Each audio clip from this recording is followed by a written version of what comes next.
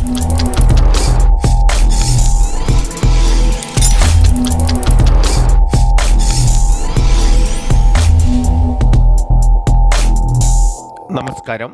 നാട്ടുരാജ്യ ന്യൂസിലേക്ക് സ്വാഗതം. നീയല്ലോ സൃഷ്ടിയും സൃഷ്ടാവായതും സൃഷ്ടിജാലവും നീയല്ലോ ദൈവമേ സൃഷ്ടിക്കുന്ന സാമഗ്രിയായതും.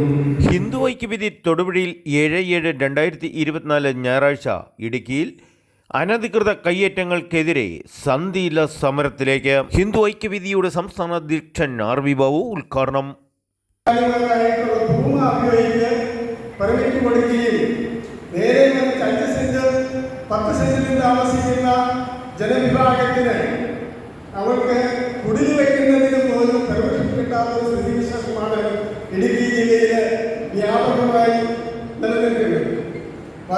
ഇടുക്കി ജില്ലയിലെ തൊടുപുഴയുടെ പ്രാന്തപ്രദേശങ്ങളിലെയും അനധികൃത കയ്യേറ്റങ്ങളെക്കുറിച്ച് ബഹുമാനപ്പെട്ട ഹൈക്കോടതി വിധിയുടെ അടിസ്ഥാനത്തിൽ ധവളപത്രമിറക്കണമെന്നും 1971 ശേഷം നടന്ന ഭൂമി കയ്യേറ്റങ്ങളെ കേന്ദ്ര ഏജൻസികളെ കൊണ്ട് അന്വേഷിപ്പിക്കണമെന്നും ഭൂമാഫിയകളുടെ കയ്യിൽ നിന്നും ഭൂമി ഏറ്റെടുത്ത് ഭൂരഹിതർക്ക് നൽകുക, അർഹതയുള്ളവർക്ക് ഉടൻ പട്ടയം നൽകുക എന്നീ മുദ്രാവാക്യങ്ങളാണ് സമരപ്രഖ്യാപന കൺവെൻഷനിലെ പ്രധാന ചർച്ചാ വിഷയം.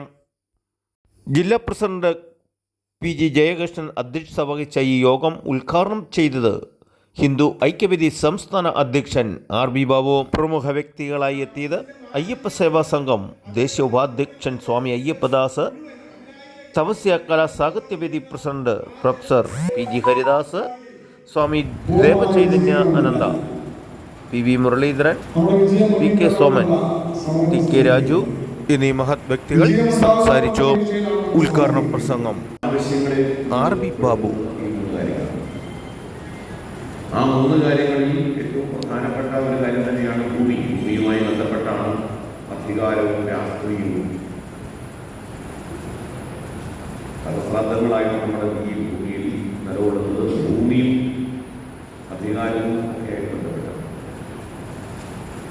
അപ്പോൾ ഭൂമിയുടെ അധികാരമാർക്കാണ്, ഭൂമിയുടെ അവകാശമാർക്കാണ് എന്നുള്ളതിനെ സംബന്ധിച്ചുള്ള തർക്കവും സംഘർഷവും അതിന് സഹസ്രാബ്ദങ്ങളുടെ പഴക്കം. മഹാഭാരത യുദ്ധം തന്നെ ഭൂമിക്ക് വേണ്ടിയായിരുന്നു. നമുക്കറിയാം, പകുതി രാജ്യം, പിന്നീട് 5 ഗ്രാമം, 5 വീട്, സൂചികുത്താൻ പോലും ഫലം തരില്ല എന്ന് പറയുമ്പോഴാണ് മഹാഭാരത യുദ്ധം തുടങ്ങുന്നത്. അപ്പോൾ ഭൂമിക്ക് വേണ്ടി ഉള്ള അവകാശ പോരാട്ടങ്ങൾക്ക് സഹസ്രാബ്ദങ്ങളുടെ പഴക്കമുണ്ട്. എപ്പോഴും ഭൂമിയുടെ അവകാശം അധികാരത്തിലിരിക്കുന്നവർ കവർന്നെടുക്കുക എന്നുള്ളതാണ് എല്ലാ കാലത്തും നമ്മൾ കണ്ടത്. ഭൂമി അധികാരികളുടെ കൈവശമാണ് ഭൂമിയുടെ അവകാശം. കേരളത്തെ സംബന്ധിച്ച് നമ്മൾ വലിയ ചരിത്രത്തിലേക്കൊന്നും പോകണ്ട. കഴിഞ്ഞ കുറേ കാലങ്ങളായിട്ട് ഈ ഭൂമിയുടെ പേരിലുള്ള തർക്കം അതിങ്ങനെ തുടർന്നുകൊണ്ടേയിരിക്കുകയാണ്. സർക്കാർ ഔദ്യോഗികമായിട്ട് പ്രഖ്യാപിച്ചു 5 ലക്ഷത്തിലേറെ പേര് ഭൂരഹിതരായിട്ടുണ്ട്. Kerala institute of land assessment എന്നാണ് തിരക്കുമ്പോൾ എനിക്കത് ഓർമ്മ വരുന്നത്. 2015-16 കാലഘട്ടത്തിൽ ആ പഠനത്തിൽ നമ്മുടെ കേരളത്തിൽ ഭൂരഹിതരായിട്ടുള്ള എത്ര പേരുണ്ട്, ഭവനരഹിതരായിട്ടുള്ള എത്ര പേരുണ്ട്, അതിൽ ആ സ്റ്റഡി വളരെ വ്യക്തമായിട്ട് നമ്മുടെ മുമ്പാകെ വെച്ചത് കേരളം കഴിഞ്ഞ 1957 ഒന്നാം സർക്കാർ, യുവത്തിന്റെ സർക്കാർ മുതൽ കേരളത്തിൽ ഭൂമിയുടെ മേലുള്ള ആധിപത്യം സംഘടിത സമൂഹങ്ങളാണ് ചെലുത്തിക്കൊണ്ടിരിക്കുന്നത്. തൊടുപുഴയിലും പ്രാന്തപ്രദേശങ്ങളിലും അനധികൃത കയ്യേറ്റക്കാരെ ഒഴിപ്പിക്കാൻ സർക്കാർ നിലപാടുകൾ ഇല്ല. മലങ്കര എസ്റ്റേറ്റും കാളിയാർ എസ്റ്റേറ്റും അതിനുദാഹരണമാണെന്ന് സ്വാമി അയ്യപ്പദാസ്. ഒരു വനവസ്ഥലം പാട്ടത്തിനടുത്ത് WJ ജോൺ എന്ന് പറയുന്ന വ്യക്തി ആരംഭിച്ച ഒരു റബ്ബർ തോട്ടം 90 വർഷത്തെ പാട്ടത്തിനടുത്ത്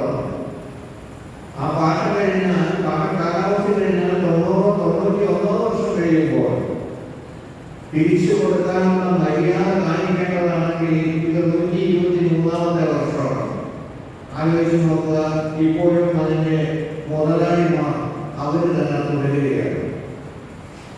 നമ്മൾ ദൂരമണ്ഡലത്തിൽ പോകുന്ന വഴിക്കാണ് ഇത് സംഭവിക്കുന്നതെങ്കിൽ, സംഭവിച്ചിട്ടുള്ളതായെങ്കിൽ നമുക്ക് കിഴക്കോട്ട് പോയി നോക്കാം. അങ്ങനെ പോയാൽ നമുക്ക് കാണാൻ സാധിക്കുന്നത് കാണിയാക്കാണ്. മറ്റൊരു ഏറ്റവും വലിയ അപകടം എന്ന് പറയുന്നത് ക്വാറികളാണ്. അത് കേരളത്തിന്റെ മൊത്തമാണ്. പക്ഷെ പ്രത്യേകിച്ച് ഇടുക്കി സ്ഫോടനമാണ്. പാകം പഠിക്കാൻ വേണ്ടി ഉപയോഗിക്കുന്നതിലൂടെ ഉണ്ടാകുന്ന പരിസ്ഥിതി ആഘാതം എത്ര വലുതാണ് എന്ന് ചിന്തിച്ചു നോക്കുക. പാറമട മാഫികളെ കൊണ്ടും റിസോർട്ട് മാഫികളെ കൊണ്ടും ഇടുക്കിയുടെ മണ്ണ് പൊറുതിമുട്ടിയെന്നും ഇവർ ഭൂമിയോട് കാണിക്കുന്ന ക്രൂരതകൾ കൊണ്ട് ഇപ്പോൾ കാലാവസ്ഥാ വ്യതിയാനം തന്നെ സംഭവിച്ചുകൊണ്ടിരിക്കുന്നു എന്നും സ്വാമി അയ്യപ്പദാസ് തൊടുപുഴയിൽ പറഞ്ഞു. നാട്ടുരാജ്യ ന്യൂസിനു വേണ്ടി ക്യാമറ റിപ്പോർട്ടിംഗ് തൊടുപുഴയിൽ നിന്നും കെ വിജയൻ.